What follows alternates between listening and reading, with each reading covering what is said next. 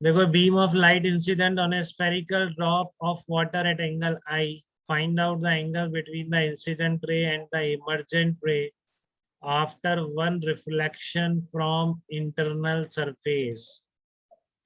Is this possible by TIR? क्या TIR से ऐसा पॉसिबल है क्या?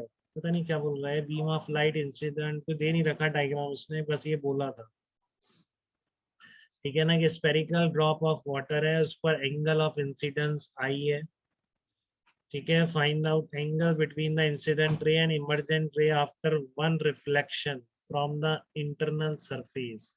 अगर इंटरनल सरफेस पर एक रिफ्लेक्शन मान लिया जाए, ठीक है, अगर इंटरनल सरफेस पर एक रिफ्लेक्शन अगर मान लिया जाए, तो इंसिडेंट रे और इमर्जेंट रे के बीच में कितना एंगल होगा? तो आप तो डेल ऐड कर देंगे डेविएशन, वही एंगल निकल आए, ठीक है ना। तो ऐसी सिचुएशन कुछ कह रहा है, जैसा इसके बोलने से समझ में आ रहा है कि कोई ड्रॉप है और उस पर एंगल और लाइट इंसिडेंट होती है आई एंगल पर, इस नॉर्मल से, ठीक है, इस नॉर्मल की तरफ बेंड होती है वो, फिर यहाँ गिरती है और यहाँ पर TIR हो जाता है, मतलब रिफ्लेक्ट हो जाती है, फिर यहाँ से बाहर आ जाती है, ठीक है। तो it is possible by TIR, तो क्या ऐसा हो सकता है कि यहाँ पर TIR हो जाए और यहाँ से बाहर आ जाए? कुछ समझ में आ रहा है आपको? यही गलती है बेटा, यही गलती है जो रेनबो में कर रखी है NCERT, बहुत टाइम से मुझे परेशान कर रही थी, ठीक है। बट एक दो जगह और मिल गया कि गलत है वो NCERT। अगर यहाँ पर TIR है तो मतलब यहाँ का इंसिडेंस एंगल क्रिटिकल एंगल से ज्यादा है, ठीक है। तो फिर यहाँ पर भी वही एंगल ऑफ इंसिडेंस नहीं होगा क्या? यही मेजर मिस्टेक है, अपन डिस्कस करेंगे यस NCERT। सर। NCERT के रेनबो में यही गलती है, उसने बहुत बड़ा बड़ा लिख रखा है, यहाँ TIR हो जाता है और यहाँ से बाहर आ जाती है। अब पता नहीं कैसे तो लिख दो दिया। तरीके के रेनबो बनेंगे ना? क्या कह रहे हो, दोबारा बताओ। तो मतलब 2 बार भी हो सकता है इसमें, एक बार भी हो सकता है TIR। नहीं, TIR ही होता रहेगा, बाहर आएगी नहीं, एक जगह हो गया। एंगल सेम कैसे हो गए?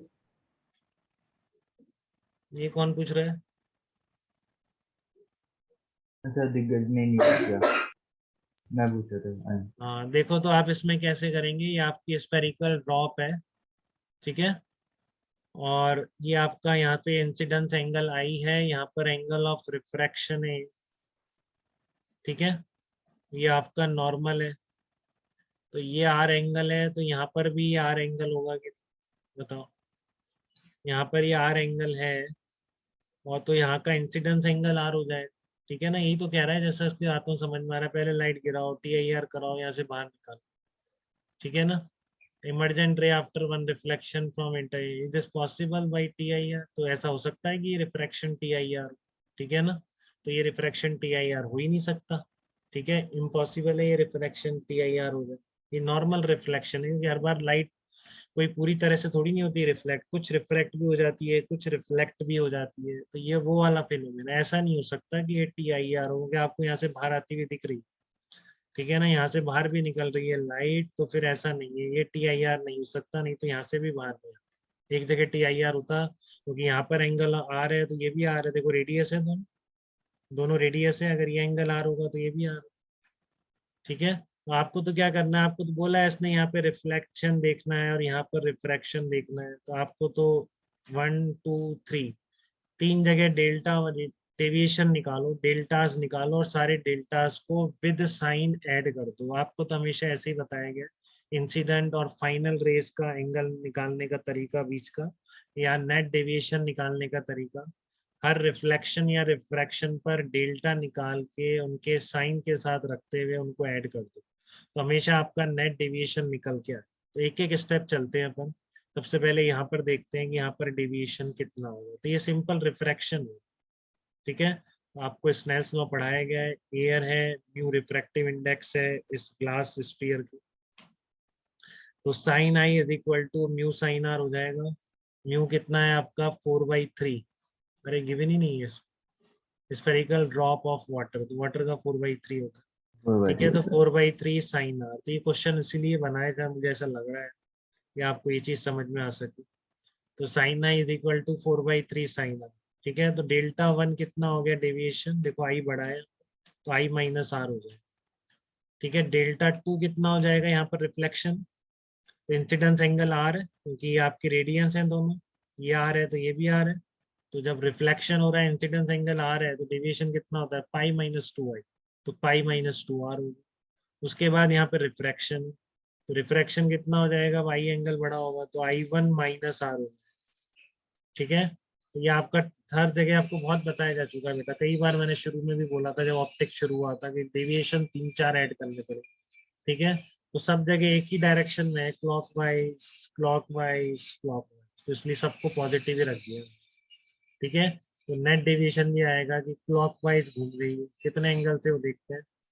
तो ये हो गया आपका पहला, यहाँ का हो गया था ये। फिर यहाँ का आपको डेविएशन समझ में आ गया। अब यहाँ के लिए एक बार और लगा लो, sine I1 is equal to 4/3 sine r. तो 1 और 2 से देख लो आप, 1 और 2 से ये तो समझ में आ गया कि I1 इज इक्वल टू आई है। ठीक है, I1 इज इक्वल टू क्या है आई। तो टोटल डेविएशन कितना है, टोटल डेविएशन में ऐड कर दो उसको 2i माइनस 4r, ठीक है, प्लस पाई। तो बस 2i माइनस 4r की जगह उठा के रख दो साइन इनवर्स 3/4 जो भी है, यहाँ से r की वैल्यू रख दो।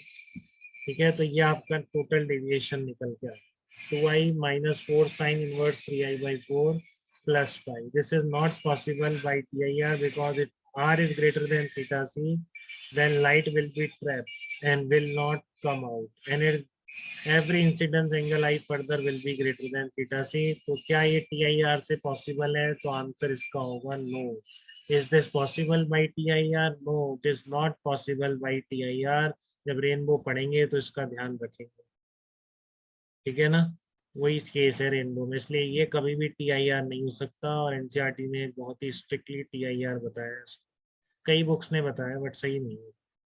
ठीक है, इट जस्ट की थोड़ी लाइट रिफ्लेक्ट भी होती है, रिफ्लेक्ट भी होती है, ये है, क्योंकि हो ही नहीं सकता ना, अगर ये TIR है तो ये कैसे बाहर आ जाएगी, यहाँ पे भी TIR। ठीक है, तो आपको क्लियरिटी है इस तरह के प्रॉब्लम पे, आप गलती करेंगे अभी भी एग्जाम में, बताइए। डेविएशन निकालने में, टोटल डेविएशन निकालना आ गया सबको कि नहीं? Yes sir. हाँ, तो ध्यान से एक बार और कर लेंगे आज बिना देखे इस प्रॉब्लम को, तो आपको और स्ट्रांग हो जाएंगे इस तरह के क्वेश्चंस पे। ठीक है, क्योंकि बहुत मिलने वाले हैं आपको, ऐसे गलती नहीं करेंगे, सिंपल ज्योमेट्री है और कुछ नहीं। ठीक है, बोर्ड में तो फिर इसका आंसर यस ही करके आएंगे। यस। नहीं नहीं नहीं, बोर्ड में तो आएगा ही नहीं बेटा, कहाँ बोर्ड के लेवल पे चलेगा, बोर्ड में क्वेश्चन आ सकता है कि ऐसा आ ही नहीं सकता, इम्पॉसिबल। सर एनसीईआरटी में दे रखा है ना आपने बोला। एनसीईआरटी में रेनबो दे रखा है, क्वेश्चन थोड़ी दे रखा अच्छा। है, तो रेनबो में देखेंगे ना क्या लिखा। ठीक है, वो हम रेनबो में देखेंगे, ये क्वेश्चन थोड़ी नहीं आएगा इसमें, तो आपको जेई मेन एडवांस में है तो यही करना है जो मैंने लिखा है, ये सब सही है। ठीक है।